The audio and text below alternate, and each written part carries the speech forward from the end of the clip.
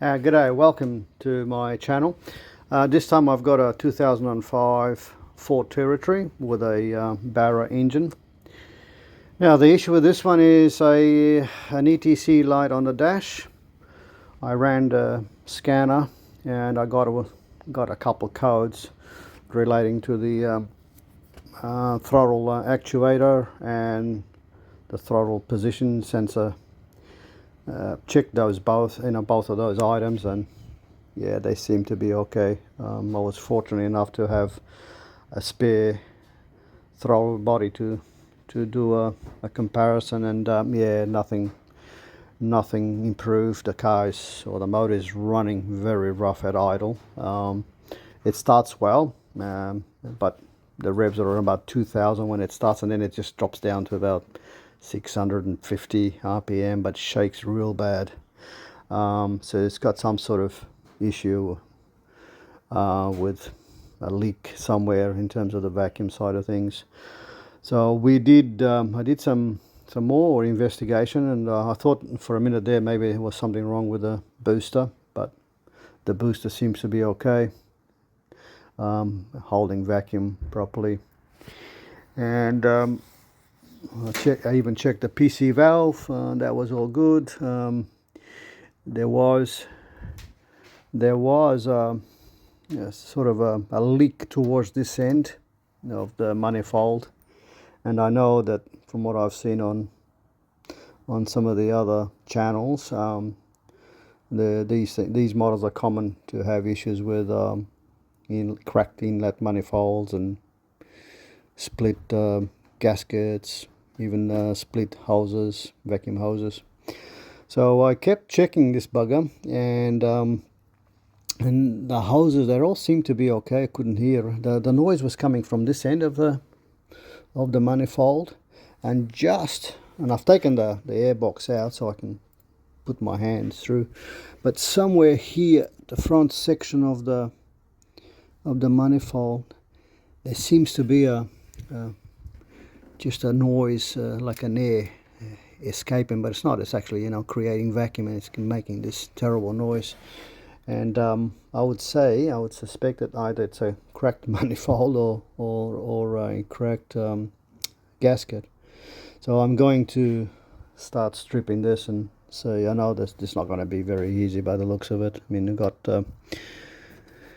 going to have to pull this bit, or the top section of the manifold, out, and then try to get to the bolts that bolt directly onto the cylinder head. But yeah, we're just gonna have to take a few things out of the way before I can even reach those bolts. Can't even see them, so yeah, it's gonna be a fun job. I'll keep you guys posted as I move onto different stages. Okay, catch you later. All right, back again. Yeah, I just managed to remove the top section of the inlet manifold. Basically took me 3.5 hours, believe it or not.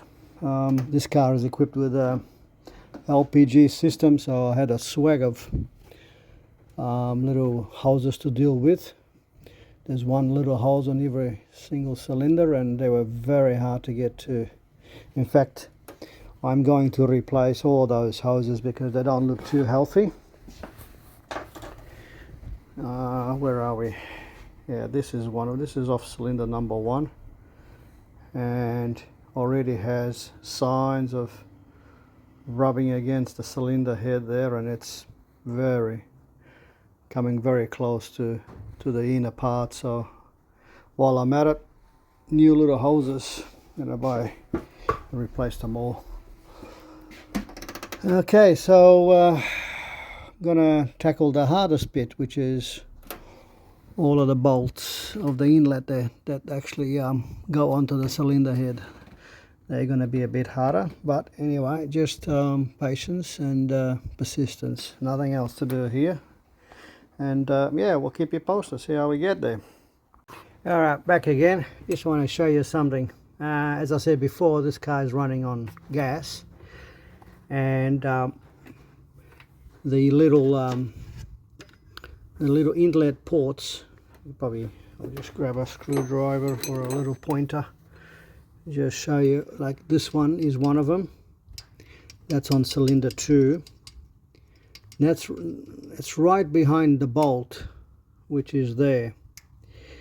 Now I can't put a socket, I can't put a ring ratchet, because when the bolt loosens all up, it touches against here and I can't get the bolt or the spanner out. So I have to use an open end spanner like I'm doing on this one here. And it's ever so slow. I mean, a 1/4 of a turn if you're lucky each time. Right, so shift the spanner, turn the spanner upside down, do that little bit, swing it the other way, and another bit, and so on. So, you know, it'll probably be like 20 minutes before I can get this bolt out. So that's why this is so time consuming. And even worse when vehicles are equipped with aftermarket gear like the gas system, because if these little inlets were not here, then I could probably use a socket with an extension and a ratchet, electric ratchet that is, or battery operated ratchet, and that would you know, speed up the job a bit. But this is, you know, for any people out there doing these type of jobs with a gas system, I reckon you got to put in a couple more hours on top of it, I think. Anyway, that's what I thought I should share. Pain in the butt. There we go, we're back again. Finally managed to separate the inlet manifold from the cylinder head. As you can see, a lot of work, especially those bolts towards the back. They were just so tedious. It wasn't funny. It's a shit design if you ask me, but anyway, it's all done. And yeah, the gasket just came in pieces. It's all, there we go, parts of the gasket. That's the biggest part. This here came out together, but that just snapped, trying to get it out of the side of the engine. There's some other pieces left here. I'll have to grab that from the car, but anyway, that's the old gasket, nice and brittle. Yeah, just no wonder she wasn't working properly. Alright, we'll go and get some new parts and start putting this little baby back, and it'll be fun.